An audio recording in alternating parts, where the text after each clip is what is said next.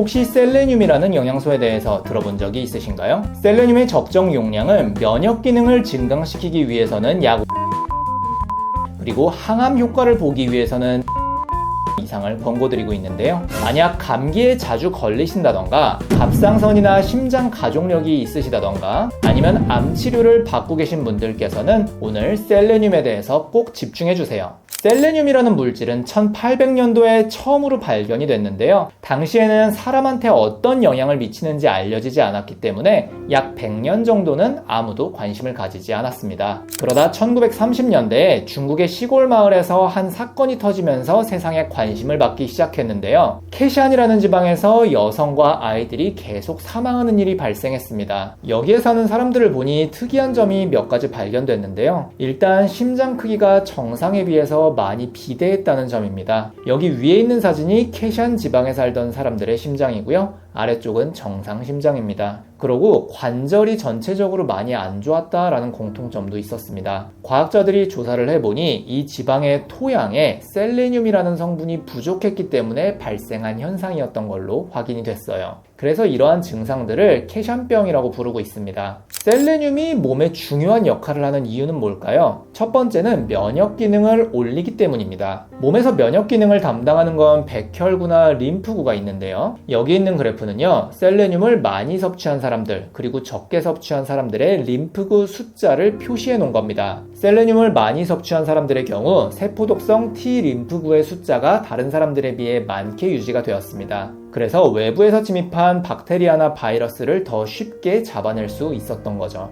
또 다른 연구에서 나온 그래프를 보면 셀레늄 섭취량이 높았던 사람들의 NK세포 활성화 정도가 더 많았다고 합니다. NK세포는 몸의 침입자를 잡아내는 기능을 하는 세포인데요. 대표적으로 암세포나 바이러스를 잡는 경비원의 역할이다 생각하시면 됩니다. 항산화 작용이라는 건 많이 들어보셨죠? 몸에 있는 활성산소를 억제해서 산화 데미지를 막아낸다라는 뜻인데요.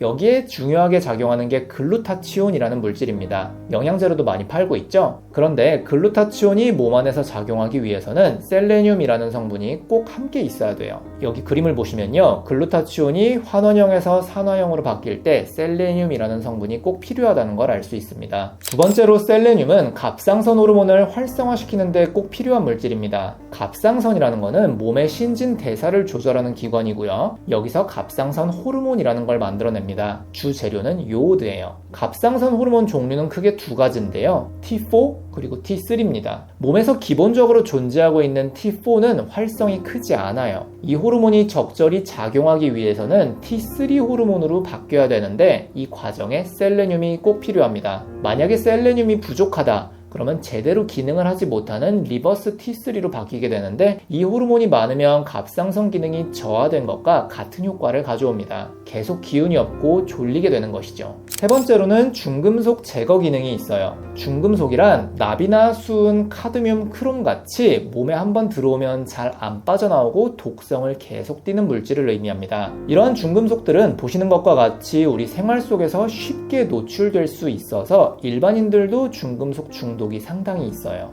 보통 중금속에 노출되면 이걸 제거하기 위해서 킬레이션이란 방법을 씁니다. 킬레이션은 중금속을 다른 물질들로 둘러싸서 제거한다라는 의미인데요. 특히 수은이 제거가 잘 안 됩니다. 하지만 셀레늄을 꾸준히 섭취하시면요, 수은이랑 셀레늄이 화합물을 이루면서 독성이 많이 내려갑니다. 그래서 계속 기운이 없고 손발이 저리다 하시는 분들은 중금속 검사도 한 번은 고려를 해보셔야 되고요. 만약에 수은이 많이 높게 나왔다 이런 경우에는 셀레늄을 적극적으로 복용하시는 게 좋은 치료가 됩니다. 마지막으로는 항암 효과가 있다는 건데요. 셀레늄 섭취량이 충분한 사람들의 경우 여러 종류의 암 발생률이 낮아진다라는 연구 결과가 1977년에 보고가 된 게 있습니다. 이후에 여러 가지 암에 대해서 정말 많은 연구가 진행이 됐는데요. 암종에 따라서 다르기는 하지만 일부 암에 대해서는 셀레늄이 그렇게 큰 효과를 내지 못한다라는 결과도 있기 때문에 아직 셀레늄의 항암 효과에 대해서는 논란이 있는 상황입니다. 이러한 셀레늄은 어떤 용량으로 드시는 게 제일 좋을까요? 일단 먹는 약도 있고 주사약도 있는데요. 하루에 100에서 200 마이크로그램을 섭취하시는 분들은 먹는 약, 이거보다 높은 용량으로 드시는 분들은 먹는 약이나 주사제를 함께 고려하시는 것도 좋습니다. 일반인에게는요, 셀레늄이 그렇게 많이 필요하지는 않아요.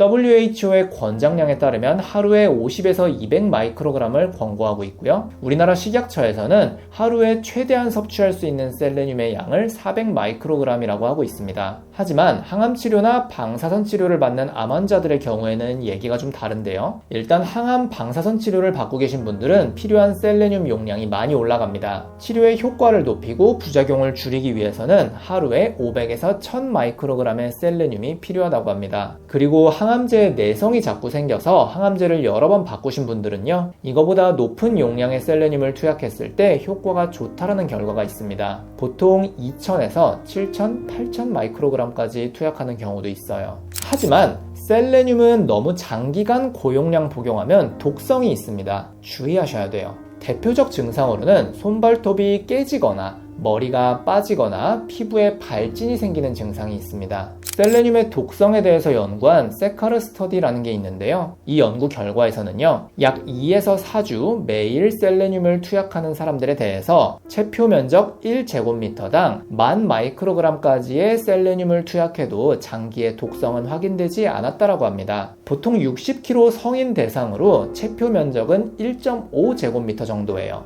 그러니까 하루에 15,000 마이크로그램까지의 셀레늄을 투약해도 큰 문제는 생기지 않는다는 겁니다. 그래서 항암 치료를 받으시는 분들의 경우에는 항암 치료 전후로 고용량 셀레늄을 투약해도 큰 문제는 없다는 거죠. 오늘은 이렇게 셀레늄 보충 요법에 대해서 알아봤는데요. 셀레늄이 가지고 있는 중요한 기능 4가지 설명드렸고요. 셀레늄을 어떤 용량으로 드셔야 되는지 설명드렸습니다. 다음 영상에서는 당뇨약인 메트포르민이 가지고 있는 항노화 효과에 대해서도 설명드리고 있으니까요. 관심 있으신 분들은 꼭 이어서 봐주세요.